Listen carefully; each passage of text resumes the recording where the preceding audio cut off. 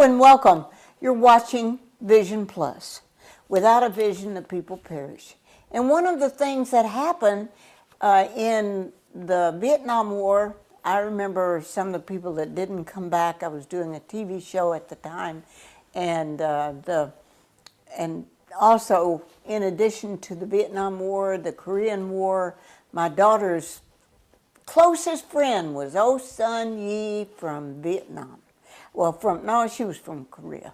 And I taught over in the Philippines, and I learned in the third world countries there's some incredibly wonderful people.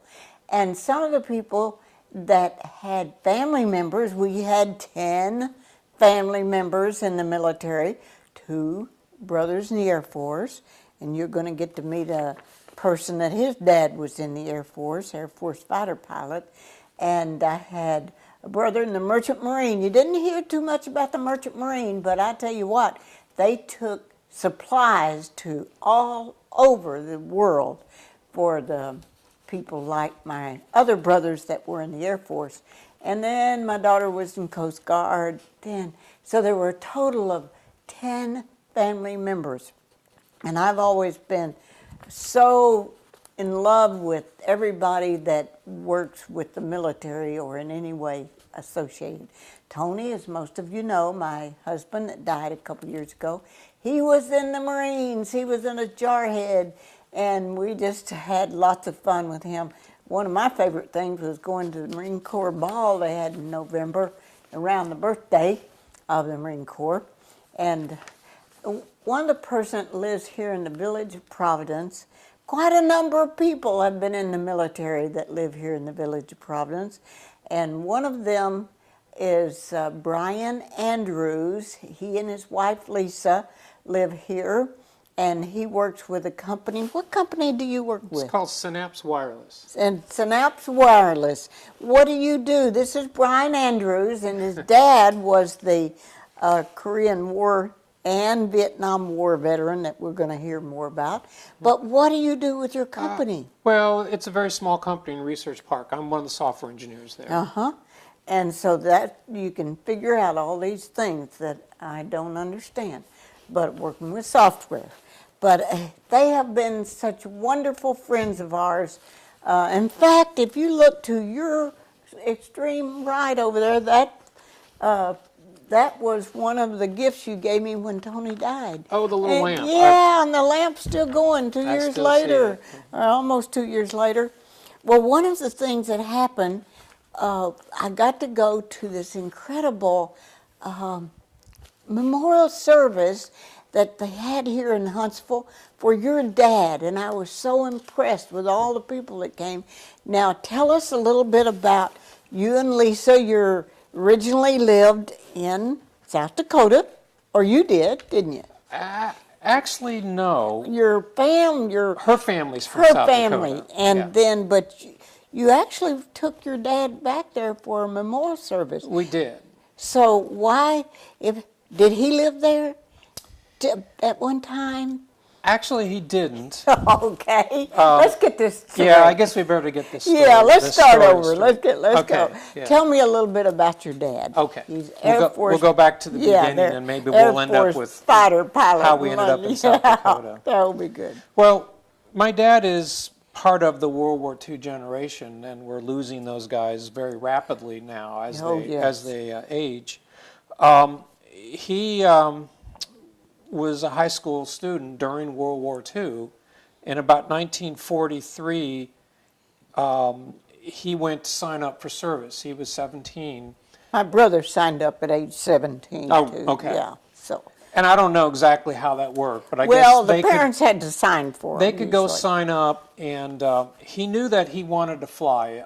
He used to tell me a story that when earlier in the war, one of his old high school buddies came back to visit, a couple of years older, and he flew P-38s in my other brother flew P-38 in the Second World War. So this gentleman had all kinds of very interesting stories about flying P-38s in North Africa, and my dad said, that's what I want to do. All right. So he went down to the recruiting office and said, I want to sign up and I want to fly P-38s. And they said, well, go home. Don't call us. We'll call you when you're old enough. So I think it was in December of '43. He turned 18, and they called him up a few days after that.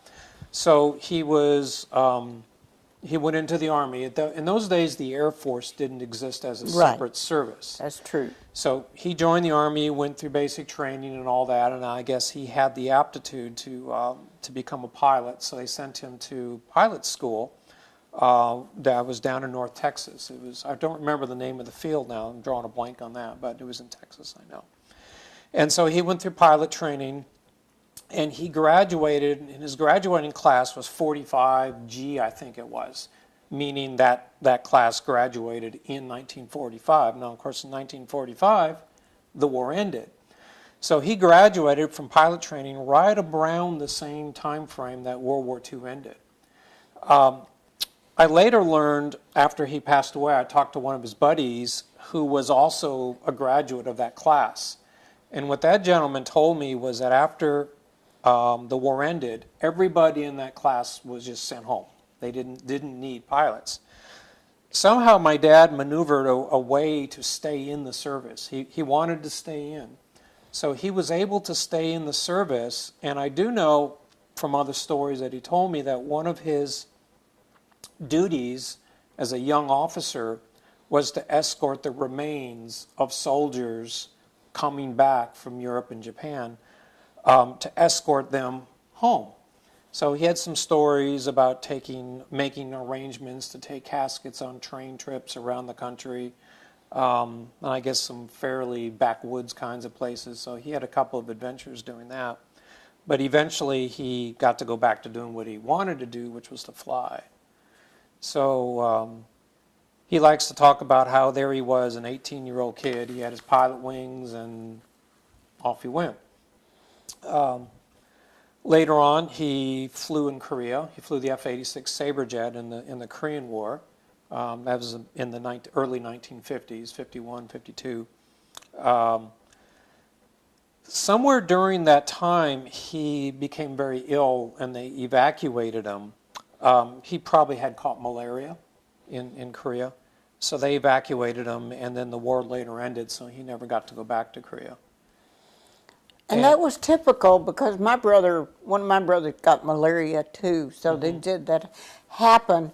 And one of the things you said, the war ended in 1945, but actually there were 400,000 German and Italian prisoners of war in the United States from primarily Europe, but they extended their stay for 18 more months that they couldn't go back. There was no food and lodging over there. Nowhere for them to go, probably. So anyway, so he got to go to Korea, but then he also got to go to Vietnam, didn't he? Well, later on in his career, he was sent to Vietnam. And I actually learned later on he volunteered to go to Vietnam. That was in about 1968. Now, of course, being a guy who went into the service during World War II, by the time the Vietnam War came up, he was a fairly old person to be sent to war. He was 45 years old, or somewhere around there, 43, I think. Really old. So, well, to be sent to combat, I know, I understand. that's a little bit unusual. The other thing that was a little bit unusual about his career is that he was a pilot for his entire career. That is very unusual. Nowadays, most of the active flying, combat flying, is done by the lieutenants and captains and majors, usually lieutenant colonels and full colonels, transition more into leadership roles and desk jobs. My dad retired as a lieutenant colonel, and he flew for his entire 30-year career, which was another thing that was very unusual. So yeah, he went to Vietnam in '68. Flew 102 missions in the F-4. 102 missions. So he was away for an entire year. I was in junior high school, so I was 12, 13 years old at that time. And now, where did you live at that time? You and your mom? Well, in that time, we lived in Tucson, Arizona. Davis Monthan Air Force Base is in Tucson, and that's where we went for him to get checked out in the F-4. And then he was sent to Vietnam. We decided just to stay there and wait for him to come back. And thankfully, a year later, he came back home. 102 missions. Was that in a year's time? Or, Whoa. Yeah, the standard tour of service was exactly a year. And they flew however many missions they had to fly during that time. Well, he had such a incredible career as an Air Force pilot and Air Force fighter pilot. What are some of the stories that you remember him telling about? I mean, he was there 30 years. Yeah. Oh, gosh. There's a lot of stories, probably a lot that I never heard. But the story of how he got to stay in the service that I mentioned before was kind of one of the big ones. One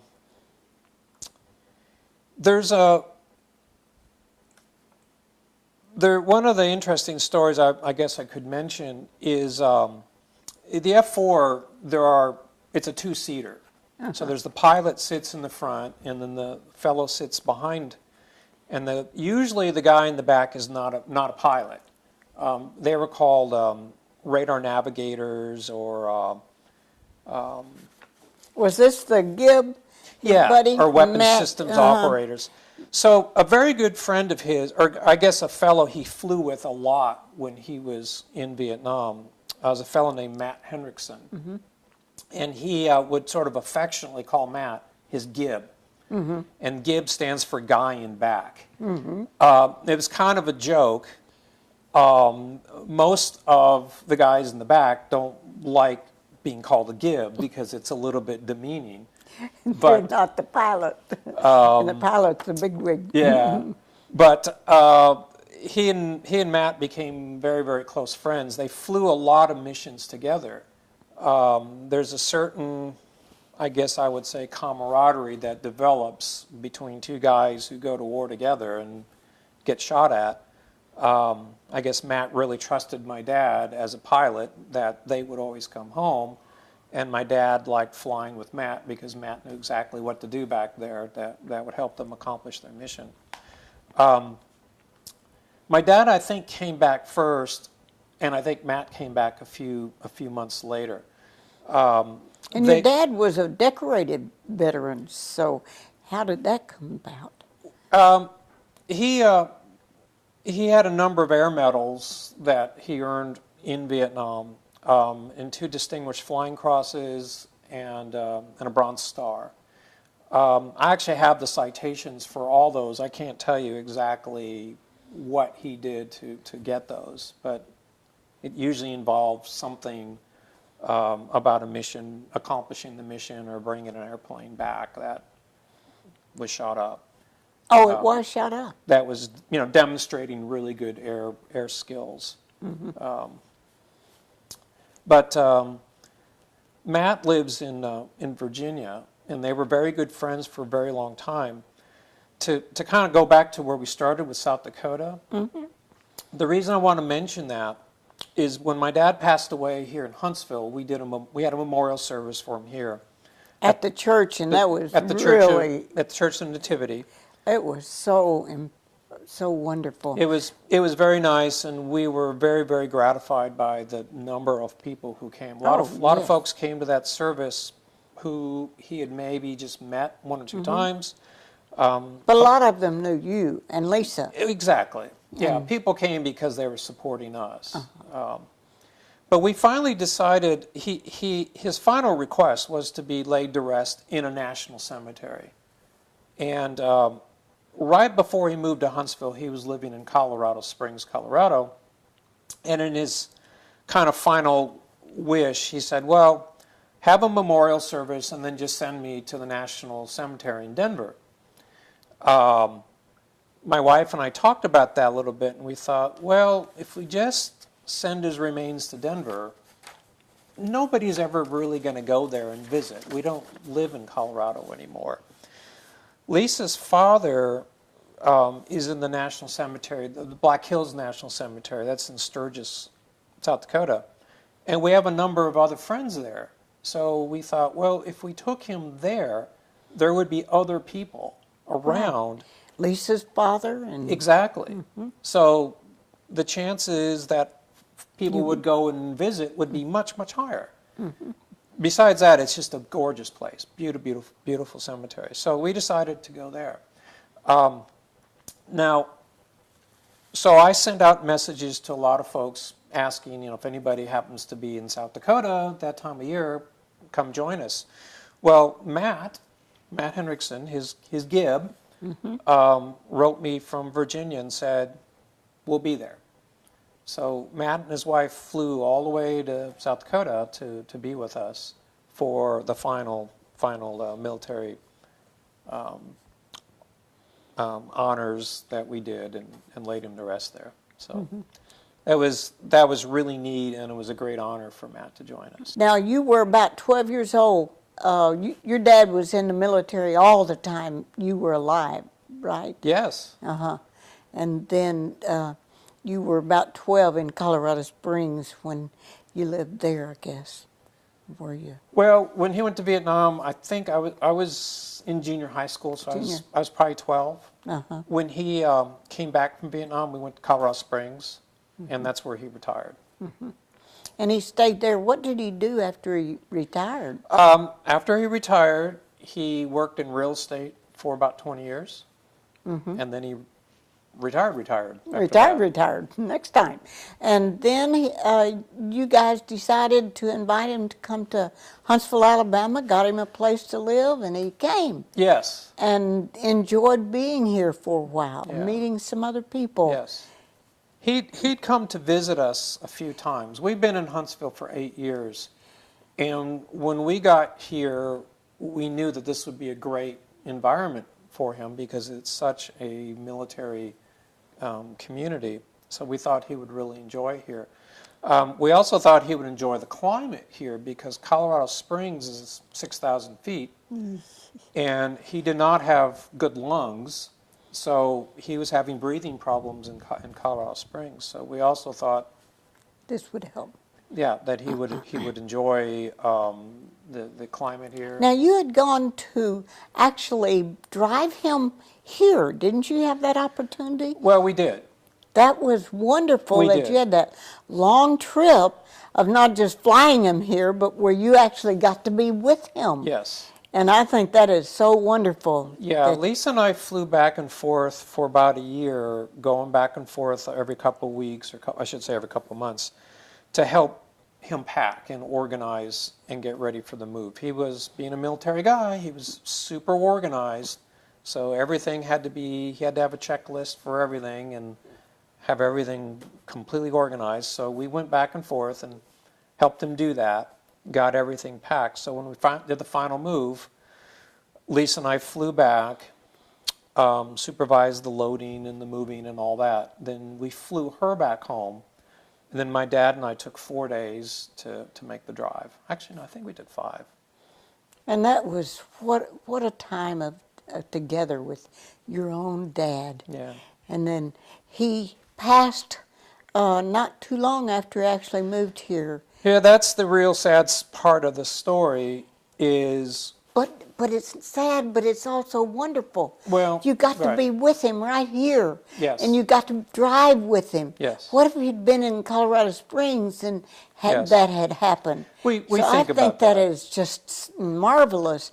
I thought of that so many times that you got to be with him 4 or 5 days. Yeah. Anyway, now you two came. You set up a wonderful place. I got to be there when you were having all the food and all the people over there.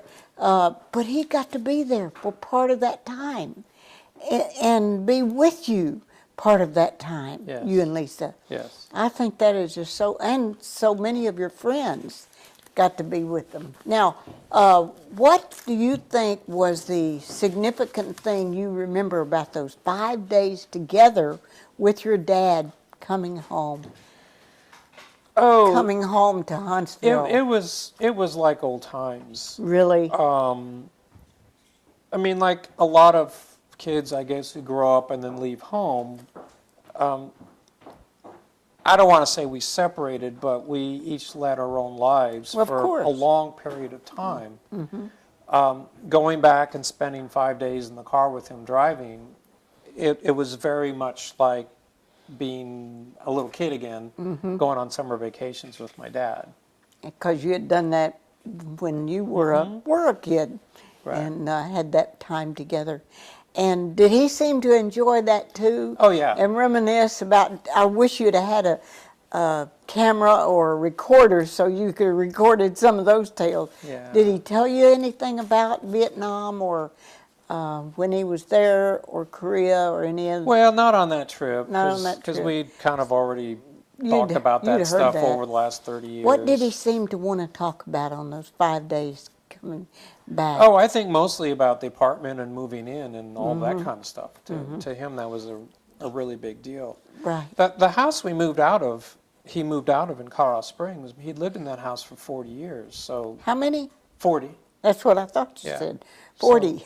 So it was a big deal to him to move, especially at age And I do 87. understand about you saying how organized he was. Tony, I could not, Tony was a Marine, as I said, my husband that passed away a couple of years ago. He had his socks organized. His undies were organized. They were folded a certain way. I couldn't fold them to make them match what all he had. But he was like that. And he was so organized, and I was the tossed salad guy. I don't know how we ever stayed together because of so different in lifestyle, you know. And so your dad was so organized. So when you and Lisa packed up for move from Colorado Springs to here, he had it probably already ready, what he's going to bring. Oh, he did. He had, like I said, he had checklists, and so he had a list of everything he was bringing, everything he was leaving behind, and exactly where everything was going to go in the new apartment. Now, you got here, and then after, it was kind of a sudden, unexpected death that...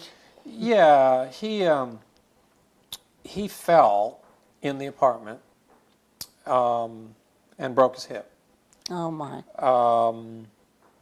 He was not in the best of health anyways. He was fairly frail and had all kinds of other problems, lung problems, kidney problems. But he broke his hip, and we took him to the hospital. And the option was fix it, which is surgery, hip replacement surgery. And that was really the only option, because if we hadn't done that, then he would have never gotten out of bed. So everybody, including him, agreed that it was risky for him to undergo that at that age, but it was the only alternative, the only way he could have any kind of quality life after that. So they did the surgery. But he didn't have to have kidney dialysis or a kidney... No.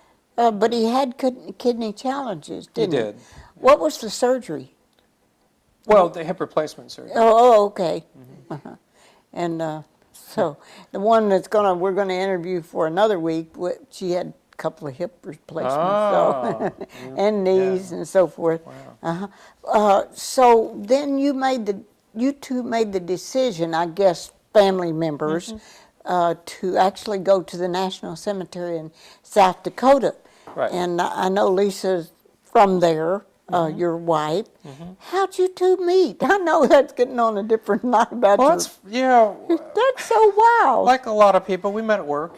Okay. And of all places, we were both working in Flemington, New Jersey. Oh, my goodness. So we met at work, and she lived in Pennsylvania. I lived in Pennsylvania too, but we worked right across the border. Well, Tony and I met when he was in the Marine Corps, but met in Memphis. But we lived a lot of years in Lancaster County, Pennsylvania. We were, in fact, there at 911, I call it 9/11, in Philadelphia. And then we couldn't get back into the room. They had sold out all the rooms by the time we tried to get back in. And so...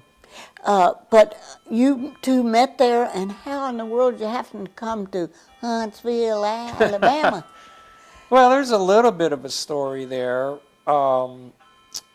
After we had met, she went back to graduate school, and I took a transfer to California. And so I was living or working in San Jose, California. And then when she finished graduate school, she came out to join me. And so we lived in California for about 10 years, and we moved to Seattle, Washington. We lived there for 7 years. During that whole time, Lisa's brother, he lives in Decatur. And he went to Sewanee, went to law school at Sanford. I love Sewanee. Beautiful place. Gorgeous. Absolutely gorgeous. So during Very expensive. during the whole time, he kept trying to tell us that we needed to move here. And he would write to me and say, "Oh, you should come to Huntsville. It's a great place. It's real high tech." And I kind of laughed at that because we were in San Jose, California. That's Silicon Valley. I know. And he was Hope trying you to tell were nice me. to everybody. I have so many relatives there, and in Colorado Springs too. Wow. So he would say, "You should come to Huntsville," and I would think, Alabama? Alabama, We're in I know Silicon that Valley, feeling. and you're trying to Part tell of me to the come to A Alabama? states, Arkansas, Alabama, Arizona. Yeah. But eventually, we were in Seattle, and we were kind of between jobs, so we weren't working. And we came out to visit her brother for Christmas, and looked around and thought, "Wow, this is Nice. really a nice place after all." Well, thank you very much for My appreciating pleasure. you. Did a great job. I love hearing about anything. Oh, I wanted to say he gave all the things to all the military people here, all the things from the apartment and everything. I'm so proud of you and Lisa for doing all of that. God bless you. He is an incredible neighbor, he and Lisa. I'm Bonnie Libhart along with Brian Andrews, and bless your heart for watching. At Lexus of Huntsville, luxury is seen throughout the dealership. We have earned the Elite of Lexus Award 8 years straight because our staff is committed to giving you the best overall experience. Visit our service department with any questions you may have. Let our sales team show you our newest vehicles in the showroom. And feel free to take a break in our customer lounge. Lexus of Huntsville, where you get much more for less than you might expect, on the corner of University Drive and Providence, Maine in Huntsville.